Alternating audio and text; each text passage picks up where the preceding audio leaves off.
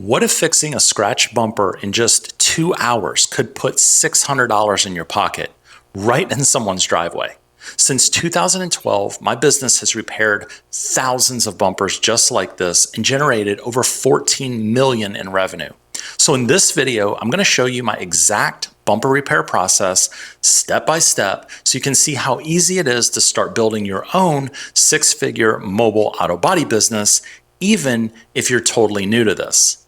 All right, we're here at a customer's house. I've got a easy bumper blend today. I quoted $600 for this job and they just found me online, submitted photos on my website, and I sent out an estimate and they basically just approved the estimate.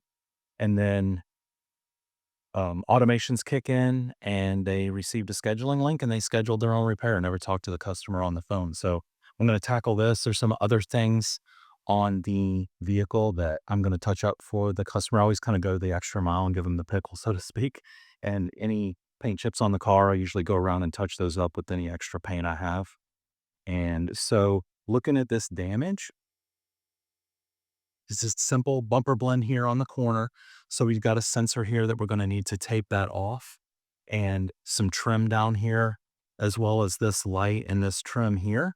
And the damage is here. I'm going to go ahead and clear this entire thing. I like to reduce the number of blend lines that I have, and I like to do them on perpendicular surfaces, not horizontal surfaces. So I'm going to clear this entire thing and probably blend over there before that other sensor in an inconspicuous area on a perpendicular surface, and you won't even see it when I'm done. So the first thing I'm going to do is get this cleaned off and prepped with wax and grease remover and get this area super, super clean so I can tape, and then I'll get to buzzing that down.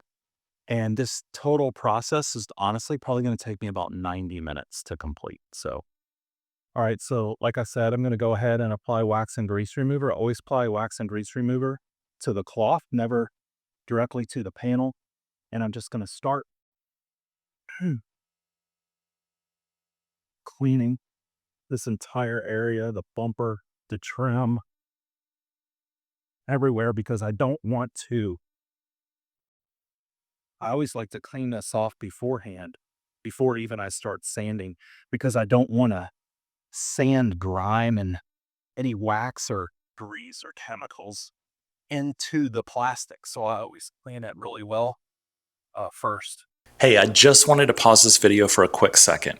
You're watching me fix this bumper and make $600 to $800 in just a couple of hours. And if you're thinking, man, I wish I could do that, then this is for you. I created a complete program that shows you exactly how to learn these repair skills, how to get customers, and build a six-figure mobile paint business from scratch. Just click the link down in the description to learn more. And now let's get back to the video. All right, the first thing I'm going to do now that I got the wax and grease remover, I've got it all cleaned off, I'm going to go ahead and use 180 grit. I usually start off with 180 unless it's super, super surface level, and then I'll just start with 320, but I'll go 180 to 320.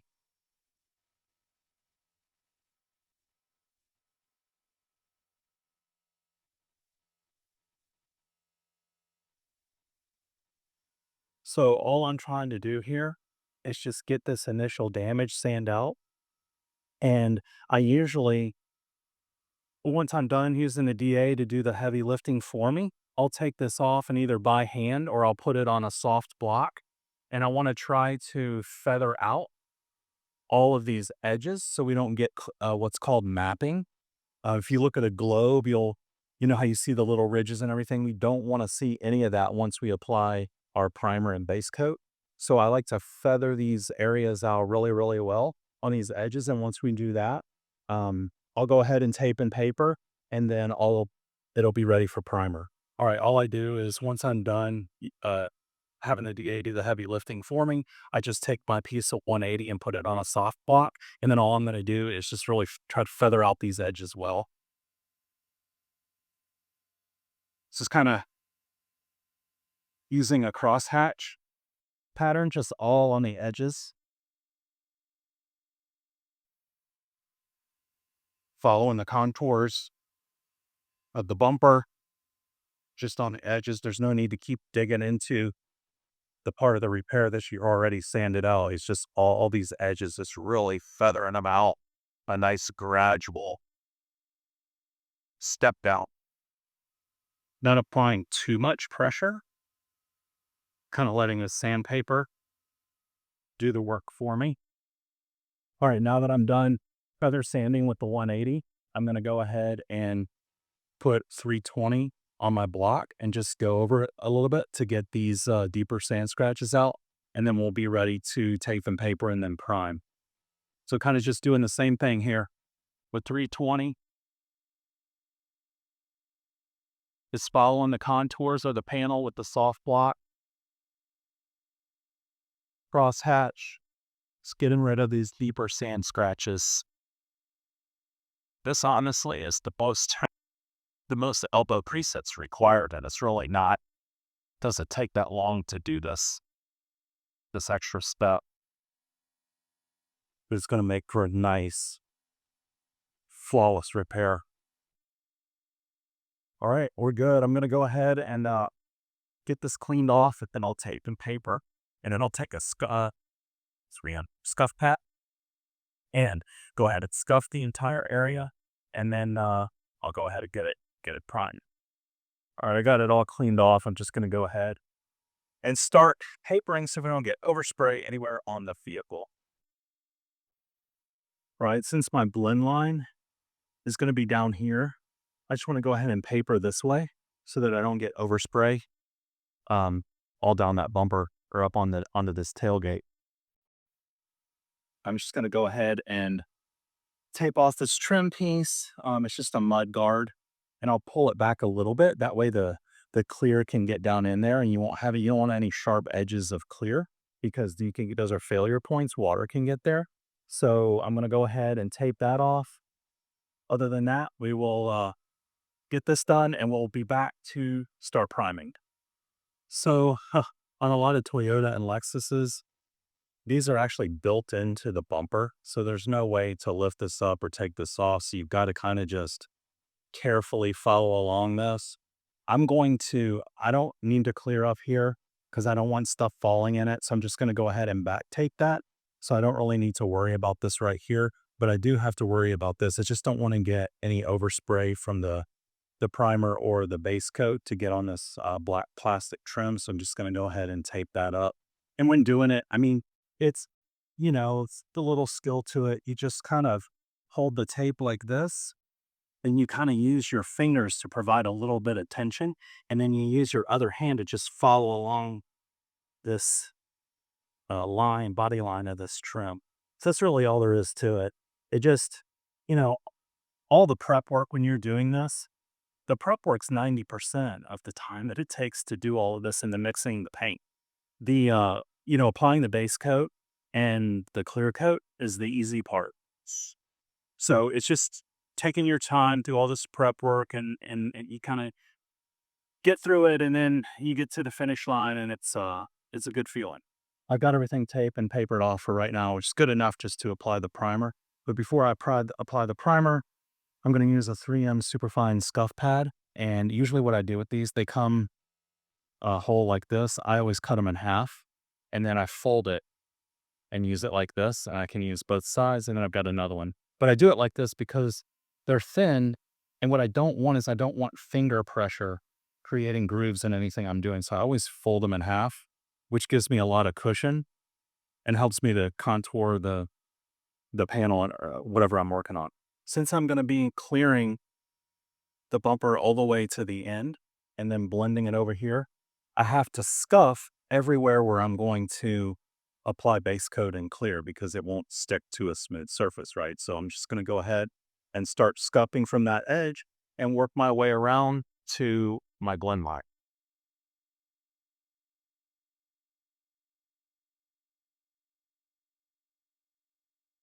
And when I'm scuffing, obviously I want to get a good scuff on the panel itself But on all these edges, I want to make sure I get inside of the edges because, like I mentioned earlier, those would be failure points for clear coat. So I always make sure I get up into any creases or edges. And I've been doing this for 15 years. I've had I've trained up 30 technicians at this point. We've done thousands of cars over the last 15 years, and we've never had anybody come back with failures. So, and it's just training the right way and just making sure that you're doing basically everything that a body shop's doing. You're just doing it outside. You're doing it, more efficiently, or you're doing it faster with fewer steps.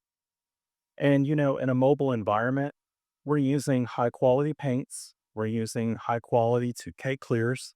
Um, the only difference is that some of the products that we use are designed for outdoor use, meaning they need to cure more quickly, okay, than you would in a body shop.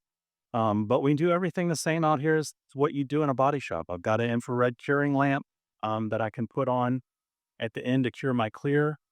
But put a UV lamp on the clear, or an infrared lamp rather on the clear, I can have it cured in about 10 to 15 minutes, and I can actually start wet sanding on it. So, all right, I got the bumper all scuffed up to my blend line, and now I'm just going to apply some high build primer to the damaged area. And I always use a heat gun again in a mobile environment. It's all about efficiency. So I'm just going to go ahead and apply the primer. I usually do 2 to 3 coats of high build primer. So usually when I prime anything, it's a cooler day. I mean, I'm in a t-shirt, but the high today's in the 60s. It's fine. I just always like to warm up the area that I'm going to be priming and shake the can vigorously for at least a minute.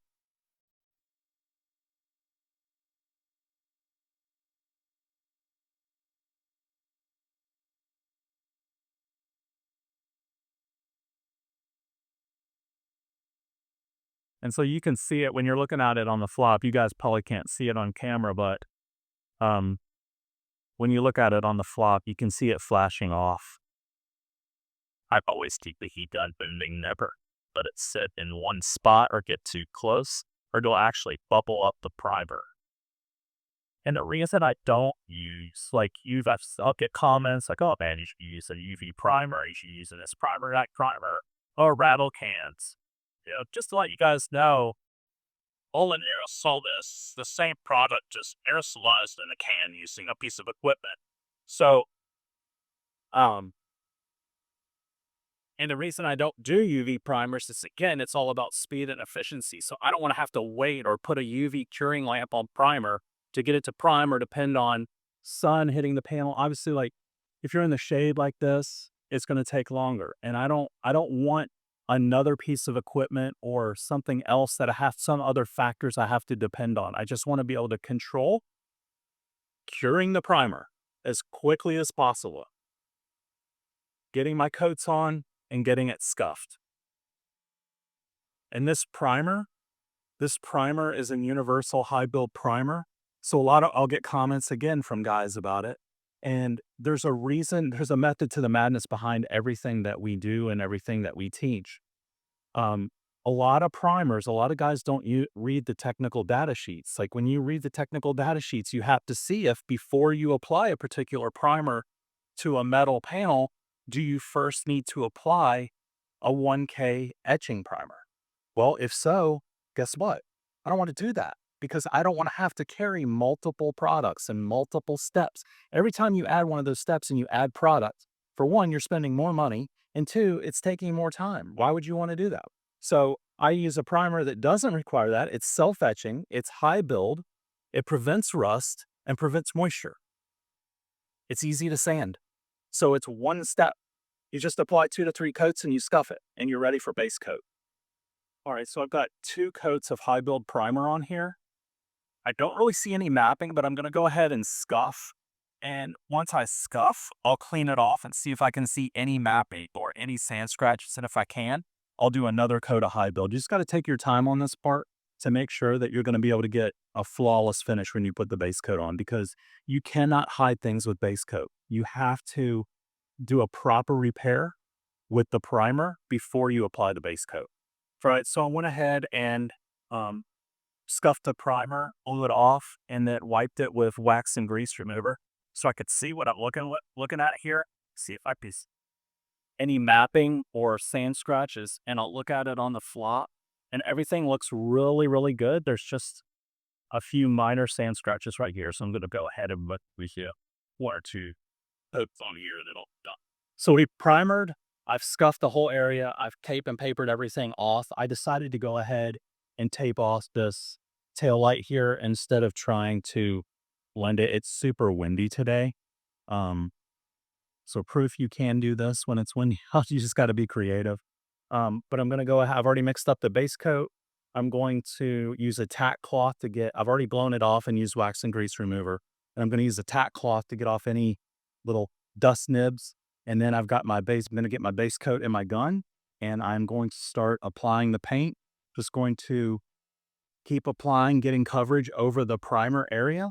And then as I get coverage over the primer area, I'll gradually start blending the paint out. So to the eye, you won't be able to tell the difference between the panel and the bumper. And I don't want to get anywhere close to my blend line. I may end up actually having to extend that blend line a little bit further down. It just depends. The wind is blowing in this direction. So if I can keep base coat from blowing down that way, I'll be fine. So I'm going to try to keep my coverage going this way. And then when I want to blend it out, I'll just dust the base coat that way to have a nice smooth blend to the eye. But I want to keep all base coat away from that blend line because I'm going to clear to about here.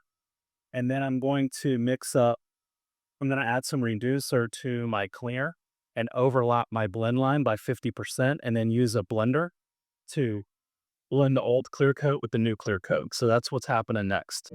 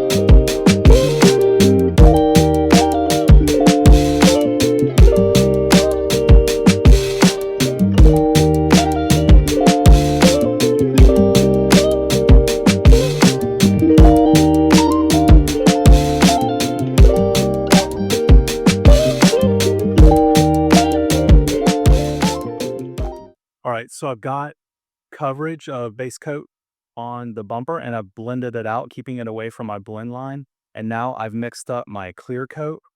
I mean, the clear coat, it's 2 coats of clear. So the first coat is a wet coat. And before you do your second coat, a little trick is you got to make sure it's tacked up enough before you apply your second coat. So you can just go on some adjacent tape, stick your thumb to it. You want to see like little stringy spider webs. As soon as you see that, you're good to clear. Although this clear coat kicks pretty fast, so usually by the time you're done spraying your first coat, you can kind of get back to your second coat.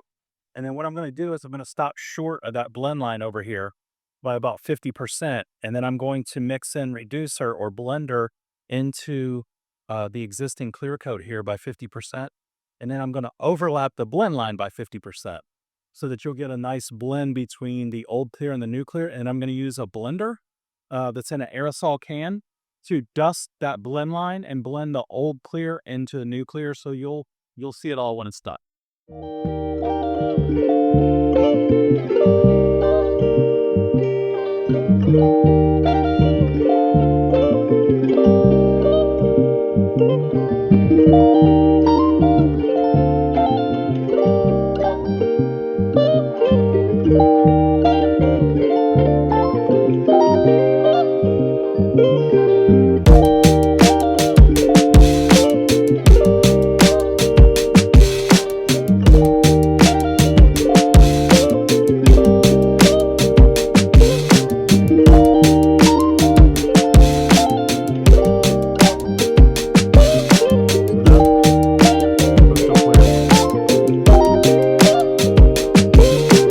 All right, all done.